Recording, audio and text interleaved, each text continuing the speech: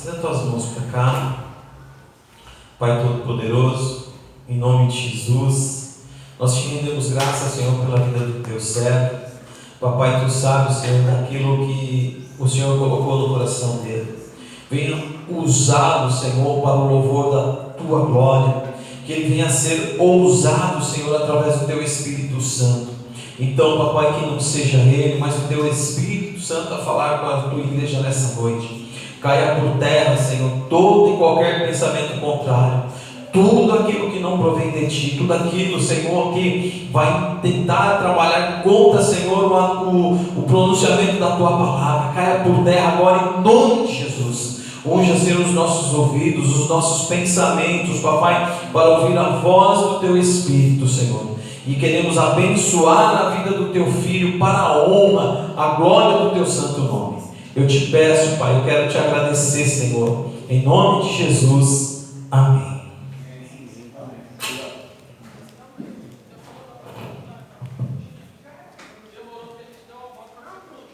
Graças a todos. Motivo de alegria, né? Estarmos aqui na casa do Senhor. Podemos sentir a presença dele através dos louvores, através de cada instante aqui. Deus, ele cuida nos seus pequenos detalhes de tudo. Pedir à igreja, aos irmãos, que abram a sua Bíblia no Salmo 116. O pastor ministrou o Salmo 16 e o que Deus colocou no meu coração foi o Salmo 116.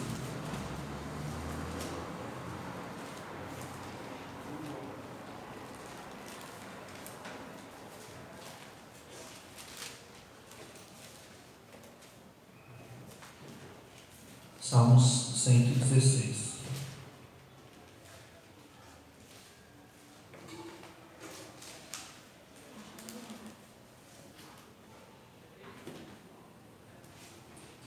Amém? Amém. O título diz: Amor e gratidão para com Deus pela sua salvação. Diz assim: Amo ao Senhor, porque Ele ouviu a minha voz e a minha súplica, porque inclinou para mim os seus ouvidos, portanto, invocá-lo-ei enquanto viver. Cordéis de morte me cercaram, e angústias do inferno se apoderaram de mim. Encontrei aperto e tristeza. Algumas versões está aflição e tristeza. Então invoquei o nome do Senhor, dizendo: Ó Senhor, livra a minha alma. Piedoso é o Senhor e justo. O nosso Deus tem misericórdia. O Senhor guarda aos simples. Estava abatido, mas Ele me livrou. Volta a minha alma a teu repouso, pois o Senhor te fez bem. Porque tu, Senhor, livraste a minha alma da morte, os meus olhos das lágrimas e os meus pés da queda. Andarei perante a face do Senhor na terra dos viventes. Criei, por isso falei. Estive muito aflito. Eu dizia na minha precipitação: todo homem é mentira. Que darei eu ao Senhor por todos os benefícios que me tem feito? Tomarei o cálice da salvação, invocarei o nome do Senhor. Pagarei os meus votos ao Senhor, agora, na presença de todo o seu povo. Preciosa é a vista do Senhor, a morte dos seus santos. Ó Senhor, deveras sou teu servo, filho da tua serva. Soltaste as minhas ataduras. Oferecer-te-ei sacrifícios de louvor, e invocarei o nome do Senhor. Pagarei os meus votos ao Senhor, que eu possa fazê-lo na presença de todo o meu povo, nos atos da casa do Senhor, no meio de ti, ó Jerusalém. Louvai ao Senhor. Amém. Amém. O Senhor colocou esse texto aqui no meu coração. Algumas coisas têm em relação com o que o próprio pastor falou na administração dele, né?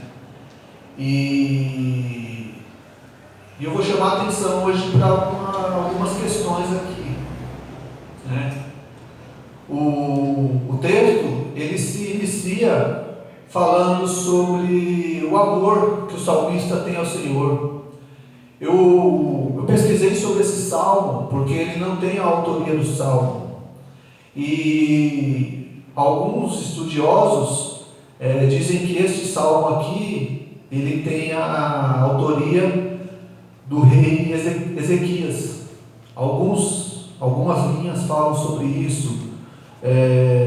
Alguns falam que ele é messiânico, algumas coisas messiânicas, então, mas de qualquer forma, não tem uma comprovação em si que foi Ezequias. É porque, na verdade, pela escrita dele, a forma que era escrita era semelhante a como era iniciado o texto na época.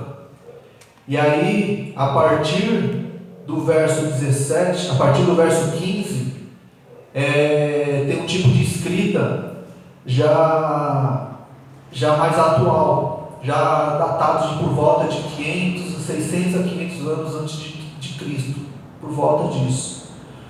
E é interessante que o verso 19, o finalzinho dele é exatamente igual ao verso 115, ao verso 18 do Salmo 115. Então são algumas informações aí sobre o Salmo, né? E ele começa a falar, né? Amo ao Senhor, porque Ele ouviu a minha voz e a minha súplica, porque inclinou para mim os teus ouvidos, portanto, invocá-lo-ei enquanto viver. Aqui o salmista ele está dizendo que ele estava clamando ao Senhor. E o interessante é que no verso 3, ele começa a falar tudo o que estava acontecendo. O seu amor foi devido a uma grande vitória que o Senhor lhe dera. O Senhor dedicou a sua atenção ao teu servo, que quando aflito orou, o Senhor prontamente curou, ouviu a sua oração.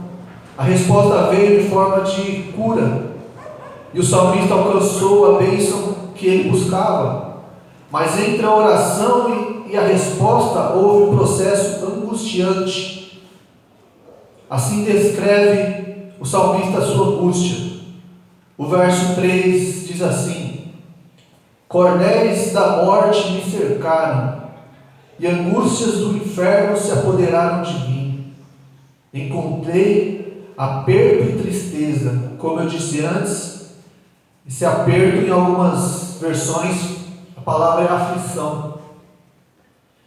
Então aqui o salmista estava falando palavra dura, né? A gente vendo ele falar, assim, ele descrevendo aquilo que ele estava sentindo. E quantas vezes nós nos sentimos assim, né? Eu não sei se todos sabem, né? Mas eu ainda estou passando por um processo. Eu estou afastado do trabalho. Eu fui diagnosticado com depressão, com ansiedade, e só Deus e a minha família, irmãos, sabem tudo que eu passei nos dias. Falar que havia um motivo, algo assim que você fala, ó, é isso daqui, ó, se eu tirar isso daqui, fica tudo bem. Não foi algo assim. É um processo doloroso. E quando às vezes quantas vezes nós nos sentimos assim? Nós cercados de ar, de oxigênio, mas parece que te falta ar. Você começa a ficar com medo de todas as coisas, você começa a se sentir vulnerável, você começa a se sentir que você não é capaz de enfrentar as dificuldades. E o Senhor, eu entendo o que o salmista está falando aqui. porque de certa forma eu senti isso. O pastor esteve na minha casa juntamente com o pastor José Hilbert, e naquela oportunidade eu falei para ele assim, falei, pastor, tem coisas que a gente não entende por que passa, simplesmente a gente passa. Mas eu creio que Deus ele tem um propósito em todas as coisas. Eu vivi dias assim terríveis, irmãos, eu não conseguia dormir de forma alguma, eu não conseguia dormir, fechava o olho, por Deus, teve um dia que eu estava a gente de vez em quando a gente coloca o colchão na sala, a gente dorme lá, e eu vi o lustre da minha sala assim, mexendo. Eu falei, será que eu estou vendo coisas, né? Será que é algo espiritual? Porque eu sei que existe algo espiritual por trás disso. Mas eu estou ficando louco, não é possível, isso não é normal. Teve dia de eu ter que dormir com a Adriana e grudado nela assim, com medo, como se eu fosse uma criança mesmo. Um dos nossos filhos lá que ele é pequenininho e está com medo do escuro, ou está com medo disso, ouviu um filme. E eu me sentia assim. Então não tem uma explicação para isso.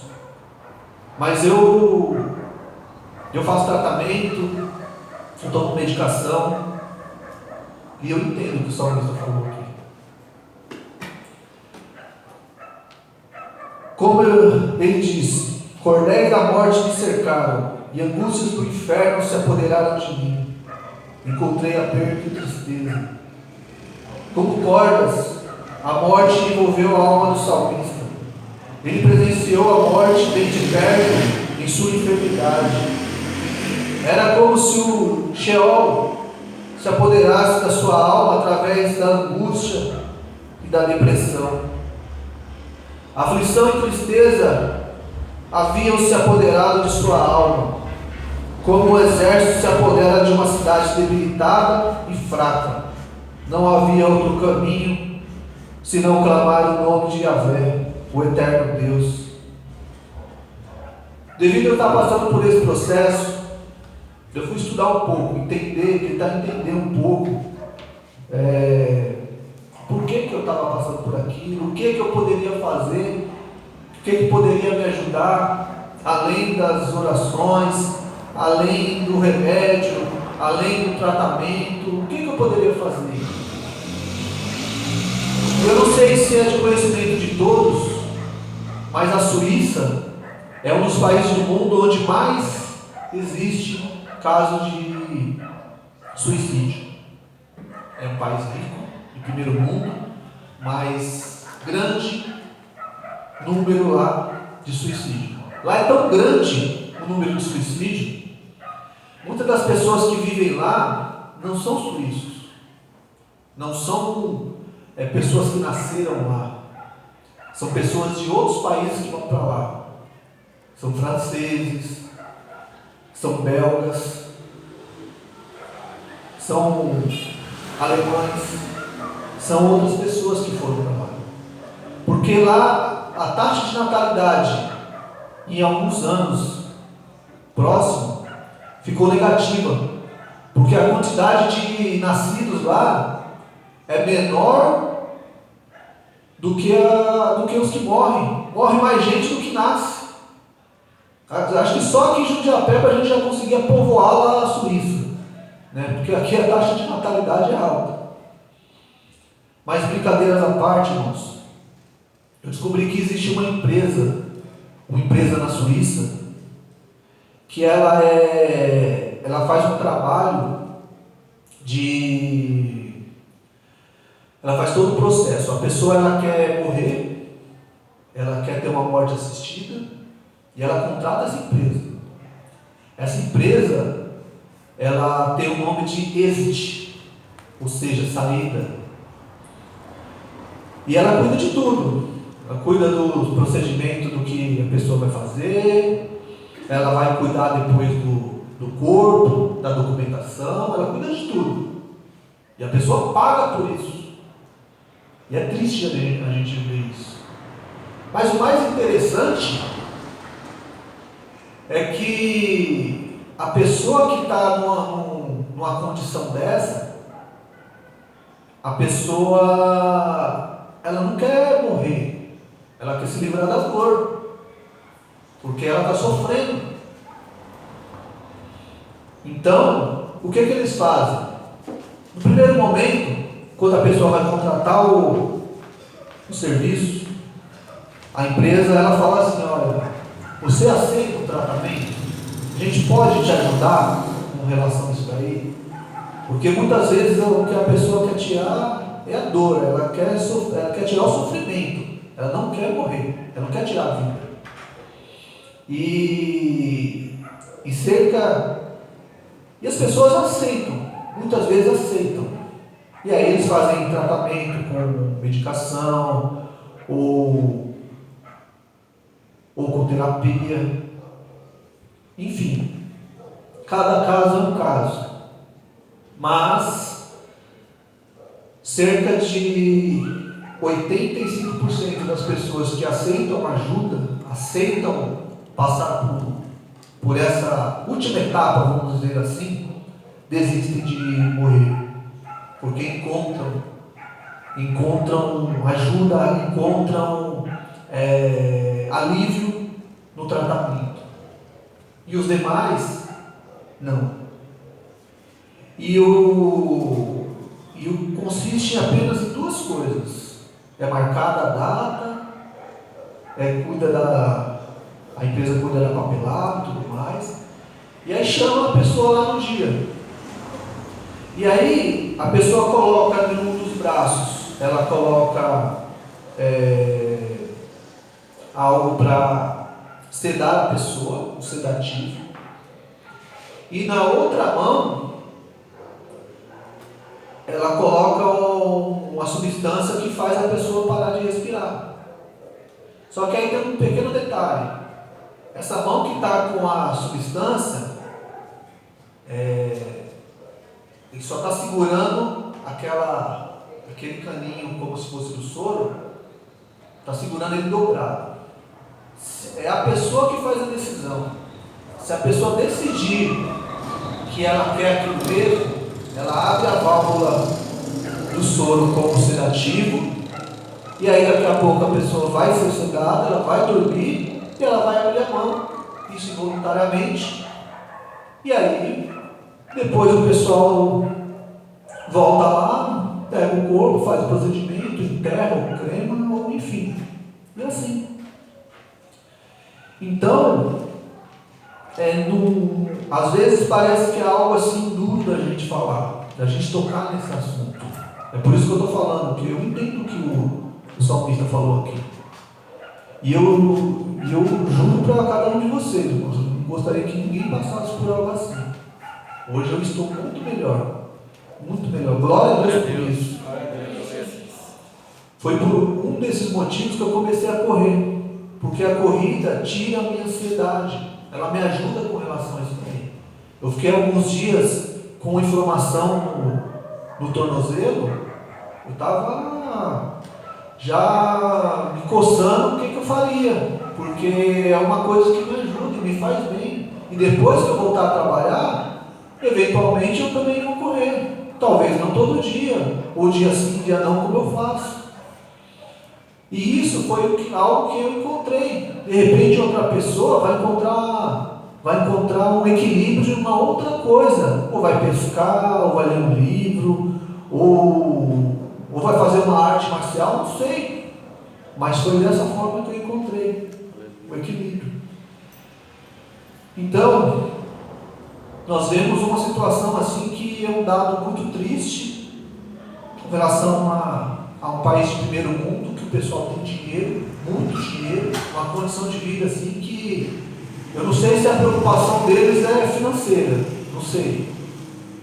Assim como a minha preocupação, quando eu fui diagnosticado, meu problema não era financeiro. Minha vida estava bem, muito bem. Mas foi uma outra condição, um estresse muito alto. Mas, glória a Deus, porque eu tive a minha família ao meu lado. Eu tive um pastor orando por mim, algumas pessoas que sabiam orando por mim. Porque falar das nossas dores, irmão, não é é legal. A gente gosta de falar das nossas conquistas, dos nossos troféus, mas falar das nossas dores não é legal, não. Isso nos machuca, muitas vezes. Isso dói. E o texto continua, o verso 4. Então invoquei o nome do Senhor, dizendo: ó Senhor, livra a minha alma. Eu lembro que eu tinha muitos sonhos, às vezes até maluco, mas eu tive uma infância difícil. Sim, meu pai era muito violento, eu apanhei muito. E o interessante assim, é que tudo que eu sonhava muitas vezes meu pai me perseguindo. Eu vi assim, onde eu vivi boa parte da minha infância, e assim, eu via detalhes da onde eu morei, o nome da gata da vizinha, detalhes no muro, coisas que eu não me atentava. Se eu tentasse lembrar, eu não conseguia. E eu não tinha problema em si com meu pai. Meu pai ele já é falecido e ele morreu eu estando em paz com ele. Meu pai, por muitas e muitas oportunidades, ele me disse: filho, eu tenho orgulho de você. Você se tornou um bom homem, um bom pai, um bom marido. Então eu não tinha problemas com meu pai. Mas o interessante é que eu sonhava coisas assim, e isso me dava medo. Me dava assim uma sensação horrível, irmãos. Eu me sentia quando eu era criança. Eu já cheguei a ver a minha mãe apanhando do meu pai. E o fato de ver isso me causava assim uma sensação horrível, porque eu não podia fazer nada. E eu tinha alguns sonhos assim. E eu lembro que uma vez eu estava dormindo e eu tendo mais um pesadelo assim. Aquele dia lá eu acordei e falei: basta. Fiz uma oração lá que eu acho que durou quase 1 hora. Eu falei: a partir de hoje, meu pai, eu estou bem com ele, meu pai descansa no Senhor, eu fiz o que eu pude para levar ele a Cristo, eu procuro ser um bom pai, um bom marido, e eu não aceito esses sonhos, isso que tem me feito mal. E aí comecei a repreender, não só na minha vida, como todo mundo que eu lembrei, irmãos da igreja, família, parentela. Comecei a orar por cada um, assim como o salmista fez aqui. Invoquei o nome do Senhor, dizendo: ó Senhor, livra a minha alma. Falei: Senhor, livra a minha alma, eu não quero ficar sentindo isso. Senhor, eu não quero viver em função de remédio. O pior não é viver em função de remédio. O pior é você não ver progresso.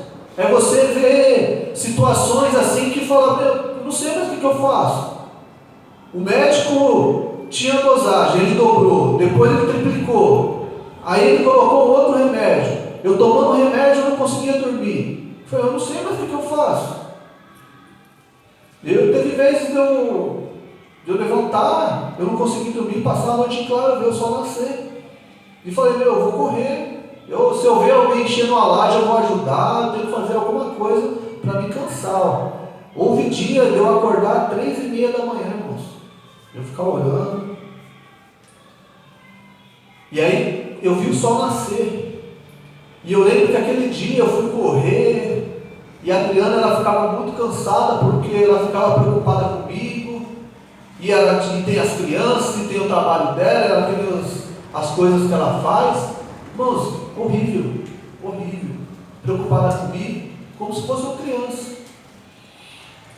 E eu lembro que nesse dia eu fui correr, eu corri até eu não aguentar mais. E aí quando chegou depois do almoço, geralmente você almoça, dá uma preguiça, o corpo relaxa. Costuma acontecer assim depois do almoço ou depois do banho, o corpo relaxa, é natural isso. E eu deitei, a Adriana deitou do lado. Irmãos, por Deus, eu bocejava, assim, eu abria a boca de sono, assim, meu olho ardendo, mas eu não conseguia dormir. Eu fechava o olho, não conseguia pegar o olho. E a Adriana do lado, dormindo lá, glória a Deus. E eu não tinha um problema com relação a dormir, a sono.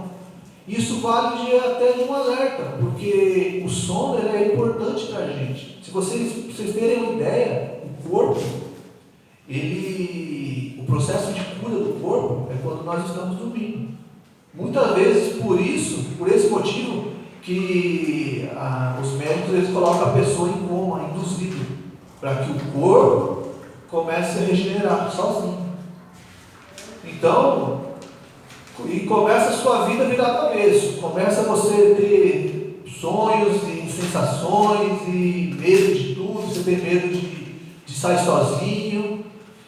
E houve um dia que eu estava dirigindo, eu voltei do trabalho, eu tive uma crise, e foi a última crise mais séria que eu tive. Eu estava vindo para casa, eu tremia assim, e eu parei o carro no farol que tem lá na frente do bombeiro, lá debaixo do viaduto. E eu só lembro de ver o farol abrindo. E depois eu só lembro de ver ele amarelo para fechar e o carro já estava lá na frente. E a partir daquele dia ali eu não lembro, depois eu passei lá e contei quantos segundos fica aberto aquele farol. Ele fica 17 segundos, ele fecha com 20. E eu fiquei pensando naquele dia, eu falei, já pensou se eu estivesse com a minha família numa estrada, que eu batesse, ou se eu matasse alguém? Irmãos, eu podia falar o que fosse. Se eu atropelasse um filho seu, ia adiantar eu falar alguma coisa? Não ia adiantar eu falar nada. Estava doente. Então, a partir daquele dia ali, eu falei, Adriana, não dá mais. E ela começou a andar comigo. Se eu fosse ali na esquina, ela ia junto. Irmãos, é um processo horrível. Não desejo isso para ninguém. E eu clamei ao Senhor. E eu fiquei orando ali, e eu eu senti um alívio tão grande. O salmista, ele fala, Senhor, livra minha alma. Ele fala, piedoso é o Senhor e justo. O nosso Deus tem misericórdia. Eu falei, Senhor, tem misericórdia de mim. Eu não quero ficar assim. Tem misericórdia de mim. Eu sei que nesse momento eu não entendo por que eu estou passando. Se amanhã depois vai ser para falar com alguém que está passando, vivendo o mesmo processo. Mas eu tenho uma palavra para você, assim como foi para mim, que Deus ele não mudou, que o Senhor ele continua sendo o mesmo, que Ele é o mesmo ontem, hoje e sempre, que Ele ouve a oração do justo, que Ele ouve a nossa súplica, Ele é misericordioso, Ele não mudou, igreja. Ele fala, o Senhor guarda os simples, estava abatido, mas Ele me livrou. Ele me livrou. Deus manifestou sua misericórdia ao salmista aflito. Ele destaca a paciência de Deus em ouvir a sua oração desesperada. Assim o Senhor salvou a alma do salmista da angústia e da depressão, enquanto curava o seu corpo físico. O verso 7 diz assim: volta a minha alma a teu repouso, pois o Senhor te fez bem. Existe uma referência aqui nesse verso 7, uma concordância, lá com Mateus 11, 29, que diz assim: tomai sobre vós o meu jugo, e aprendei de mim, que sou manso e humilde de coração, e encontrareis descanso para a vossa alma. E é assim, igreja, nós encontramos descanso para a nossa alma, somente no Senhor. É Ele que pode dar o descanso para a nossa alma, é Ele que ouve a nossa súplica.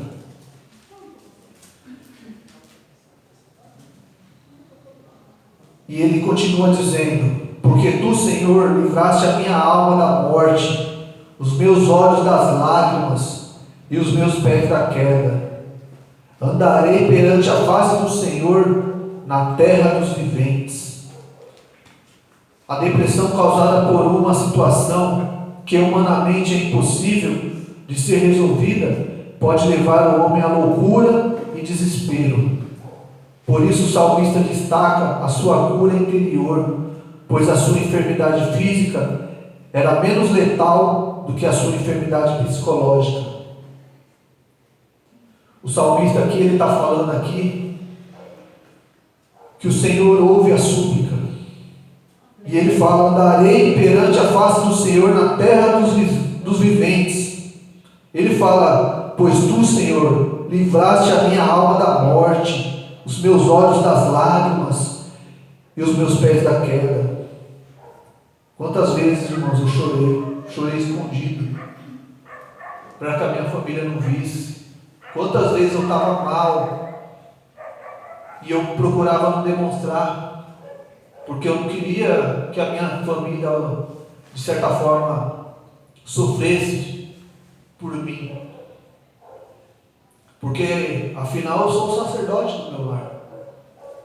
E quantas vezes nós nos calamos assim?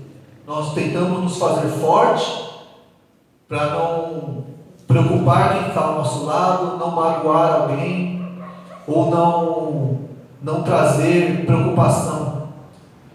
Mas o Senhor, Ele ouve a nossa súplica. Amém. O Senhor é aquele que Ele conhece a sua lágrima, Ele conhece a sua oração antes mesmo de você falar. Ele é o Deus que Ele nos sonda, Ele nos conhece. Ele sabe aquilo que você está sentindo, Ele sabe aquilo que te dá medo, Ele sabe, Ele te conhece.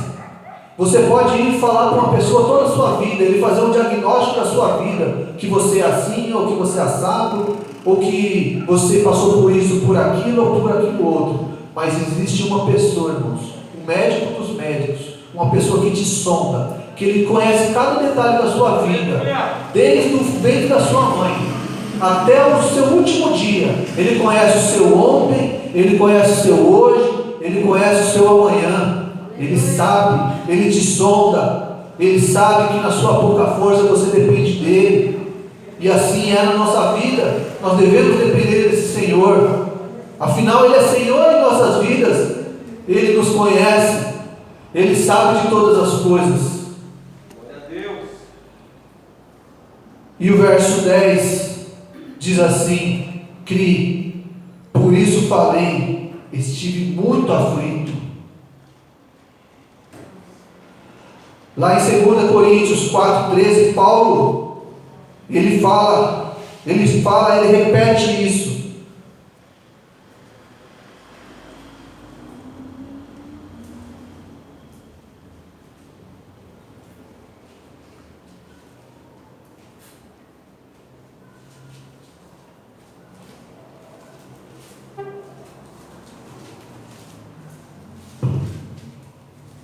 O 4,13 diz assim: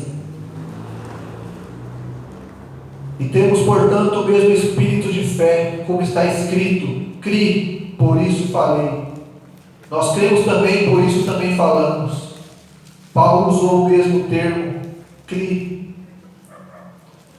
E o verso 11 diz assim: eu dizia na minha precipitação, todo homem é mentira. Ele ficou descrente em relação ao auxílio humano, não confiava em homens durante a sua enfermidade. Os homens provavelmente o desenganaram, não havia mais solução humana para a sua causa. Ele estava em pânico intenso. Nesta hora, o Senhor vem em nosso favor e nos socorre. Ficamos tão impressionados com o trabalhar de Deus que usamos as palavras do salmista. O verso 12: usemos em dizer: que darei eu ao Senhor por todos os benefícios que me tem feito? Tomarei o cálice da salvação, invocarei o nome do Senhor, pagarei os meus votos ao Senhor, agora, na presença de todo o povo. O verso 15, tem um outro texto que faz referência, que está em Marcos 8,35.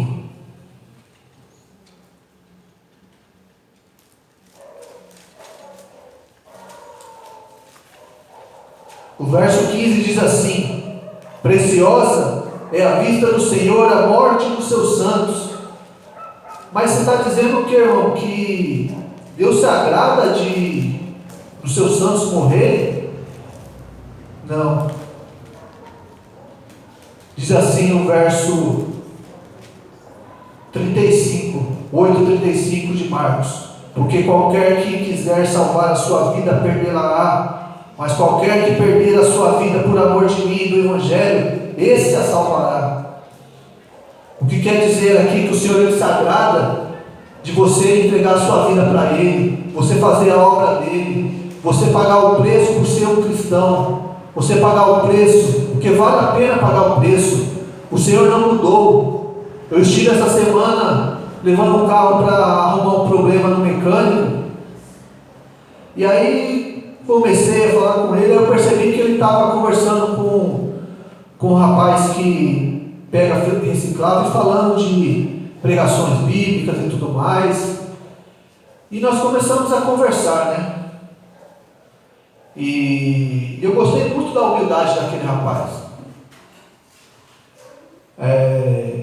Eu passei o dia inteiro praticamente lá. Aí ele mexeu no carro, aí ele fez uma outra coisa, ele ficou esperando a peça, demorou a peça e tudo mais. Enquanto isso a gente ia falando da obra de Deus. Ele contou um pouco da história dele, contou um pouco do que ele passou. E aí nós fomos conversando. Eu continuei falando para ele: Deus é bom, o tempo todo Deus é bom.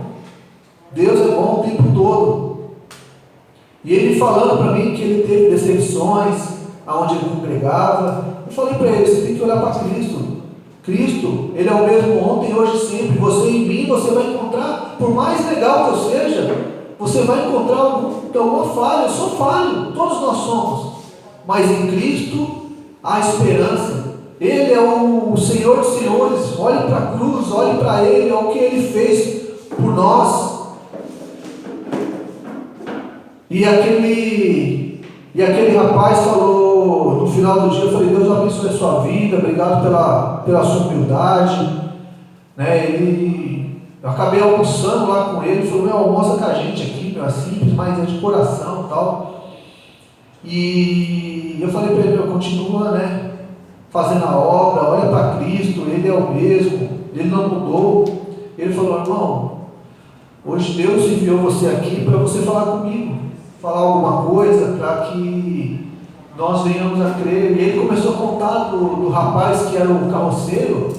É um homem que prega a palavra. E o rapaz falou para ele: o rapaz já teve proposta de ficar numa igreja recebendo salário. Ele falou: não, meu púlpito é o carrinho. Enquanto Deus quiser que eu esteja aqui, eu vou ficar.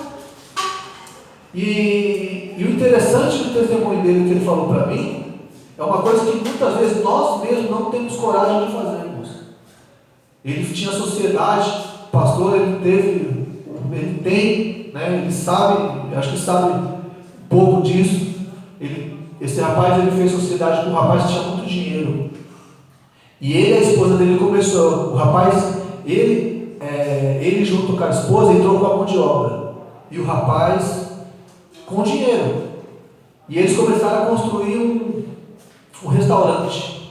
Começou a construir um restaurante bem grande, e o rapaz bancando, e foi difícil, e eles achavam: agora vai sair, a obra foi embargada, depois tudo se acertou, e agora vai sair a liberação, vamos poder abrir. Não saía, e aí entrou a pandemia. E ele falou que de porta aberta ele começou a vender marmitex lá para se virar. E ele falou que teve um dia que o rapaz, o sócio dele, chegou para ele e falou assim: eu preciso falar com você. Ele falou: olha, eu tenho duas coisas para te falar. Eu não aguento mais bancar. A gente não abre, e o meu dinheiro todo acabou. E aí, ou cada um vai para o seu lado, cada um fica com o seu prejuízo, a gente divide aqui o que tem, cada um vai para o seu lado, ou você aceita a proposta que eu vou te fazer. E o que esse rapaz fez? Ele pegou junto com a esposa dele, foi dobrar o joelho, e a esposa dele falou assim: Deus colocou no meu coração, abre lá em Provérbios 17:1. Eu lembro que ele falou isso daí para mim. Vou até abrir, porque eu não conferi depois.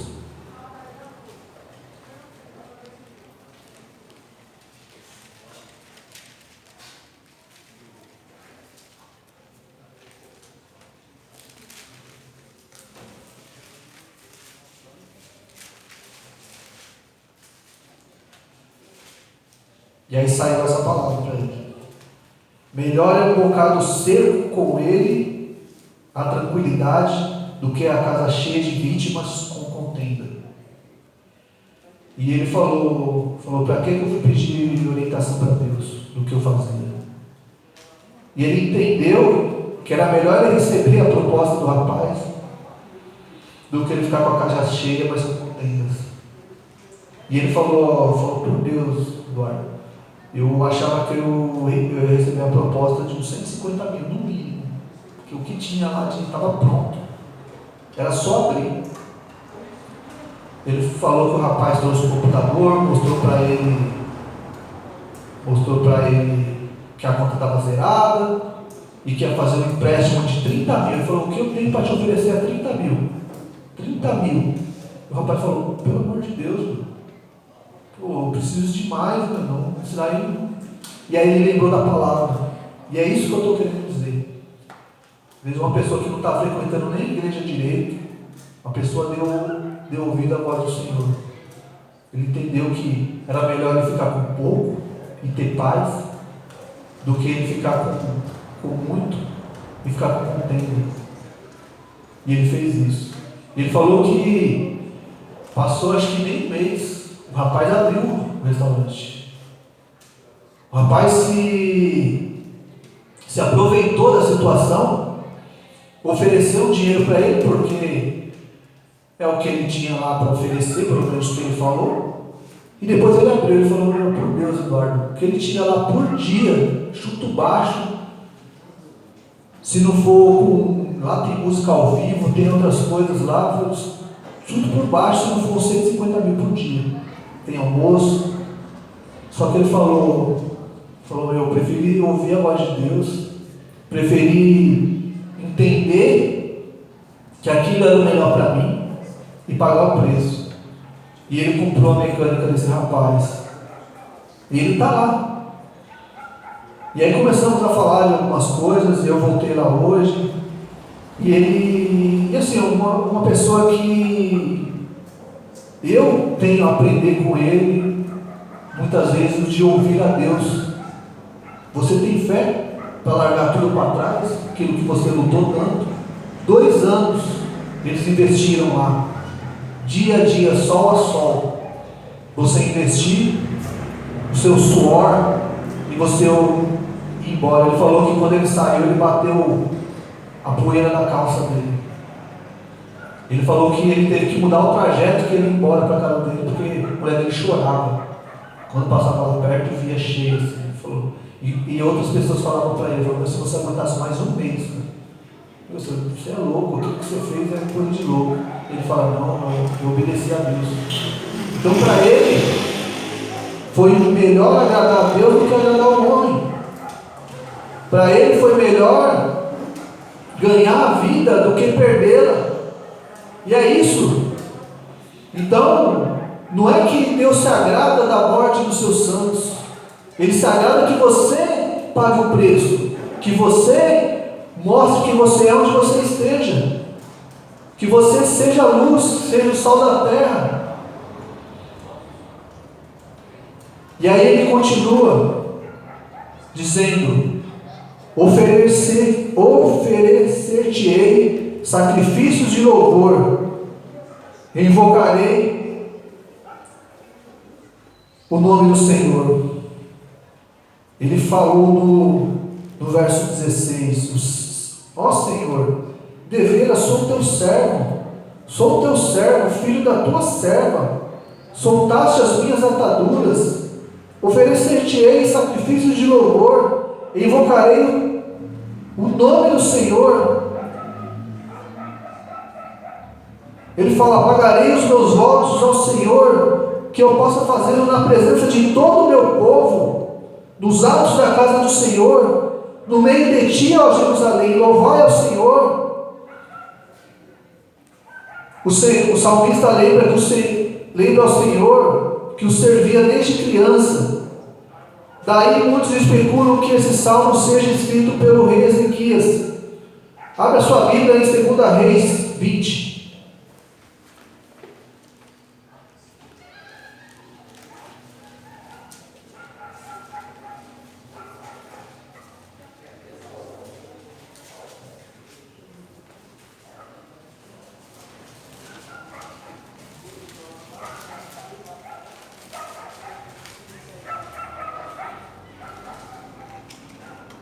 É especulado que Ezequias ele escreveu esse salmo e depois os levitas complementaram ele. E esse texto aqui ele fala assim: naqueles dias adoeceu Ezequias de morte. O profeta Isaías, filho de Amós, veio a ele e lhe disse: assim diz o Senhor, ordena a tua casa, ou põe a sua casa em ordem, porque morrerás e não viverás. Então virou o rosto para a parede e orou ao Senhor, dizendo: ah, Senhor, ser servido de se lembrar de que eu andei diante de ti em verdade e com o coração perfeito, e fiz o que era reto aos teus olhos. E chorou Ezequias muitíssimo. E sucedeu, pois, que não havendo Isaías ainda saído do meio do pátio, veio a ele a palavra do Senhor, dizendo: volta e diz a Ezequias, chefe do meu povo: assim diz o Senhor, Deus de Davi, teu pai, ouvi a tua oração e vi as tuas lágrimas. Eis que eu te sararei, ao terceiro dia subirás à casa do Senhor, e acrescentarei aos teus dias 15 anos, e das mãos do rei da Síria te livrarei, a ti e a esta cidade, e ampararei esta cidade de amor de mim, por amor de mim, e por amor de Davi, meu servo. Disse mais Isaías: tomai uma pasta de figos. E tomaram e a puseram sobre a chaga, e ele sarou. E Ezequias disse a Isaías: qual é o sinal que o Senhor me sarará, e que ao terceiro dia subirei à casa do Senhor?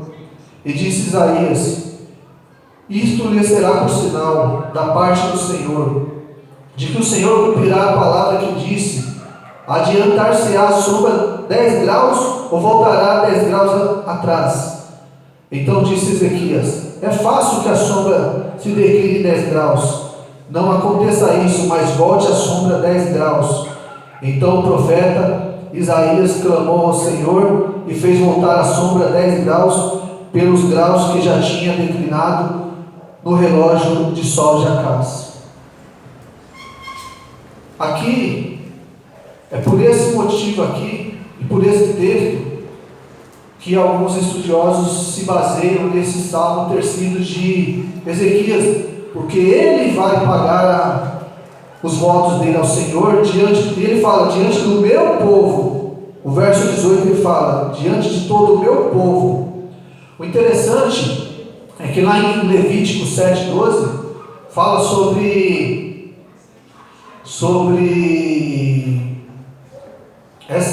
esse sacrifício de louvor. O que era esse sacrifício de louvor? Não era algo obrigado o povo a fazer, era algo voluntário. Você fazia além. E aí ele falou: eu quero fazer isso diante do meu povo, diante dos homens, diante das pessoas. O salmista, curado de sua doença mortal, podia voltar e ir a Jerusalém celebrar com todo o povo nas festas sagradas a bondade do Senhor. Sacrifícios de louvor são, na verdade, as ofertas de manjares que não eram obrigadas por lei, mas deveria ser feita de forma voluntária. Assim o salmista publica de forma voluntária, por gratidão, devoção e sinceridade. Ou seja, ele não fez isso por obrigação. E assim tem que ser na nossa vida, irmãos. A gente tem que ser grato a Deus. É por isso que a minha esposa sabe, antes de eu vir aqui eu estava assim tremendo. Aquele dia que eu derrubei alguns cálices, eu estava tremendo. E não é, se eu falar para você que é fácil para mim estar aqui, não é fácil. Eu estou em paz agora. Aleluia. Porque o Senhor é que dá força. Muitas vezes Ele espera que você dê o primeiro passo. Porque não adianta nada eu ficar com medo, fugindo. O pastor ele já veio falar comigo, falou: Cadu, eu preciso de você, posso contar com você, né? Tem alguns irmãos que trabalham durante a semana, o Paulo trabalha, o França trabalha. Então a gente precisa se ajudar, né? E aí na oportunidade, eu lembro muito bem que quando o pastor foi falar comigo, eu falei: pastor, eu estou precisando de ajuda, né? Eu estou numa condição ruim. E E eu lembro que quando eu falei com ele depois, a gente conversando, eu falei, pastor, eu tenho certeza que aquele dia que você foi falar comigo, acho que você estava precisando mais de ajuda do que eu. E assim é nas nossas vidas, irmãos. Muitas vezes nós não sabemos o que o outro passa. Só Deus sabe. Só Deus sabe.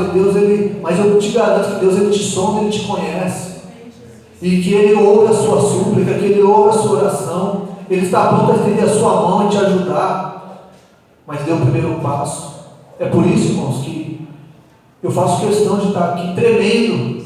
Se tiver que derrubar alguma coisa, se eu tiver que tropeçar, cair. Já teve vez de eu travar durante uma oração. Mas eu prefiro estar aqui, com a minha pouca força.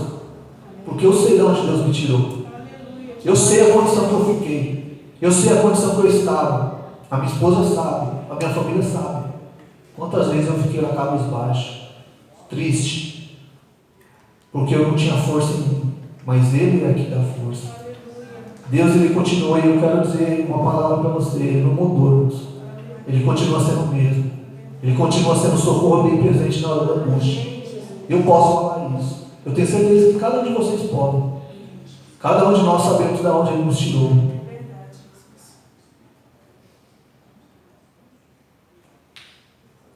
Dos cordéis da morte, angústias do inferno. Lá no Salmo 16, ele termina dizendo que ele se alegraria. E assim é na nossa vida. Eu tenho alegria. Eu louvo a Deus por estar aqui. Cansado, ou calor, ou chovendo, ou frio, não importa. Porque eu sei que é aqui em comunhão. É uma brasa. Se a minha brasa está se apagando, eu posso ficar próximo de alguém que está cheio do Espírito Santo e vai me encher também. E é assim na nossa vida, que o Senhor continue a fazer isso nas nossas vidas, que nós possamos depender dEle e ter fé, para confiar que Ele continua sendo o mesmo. Amém? Eu gostaria de fazer uma oração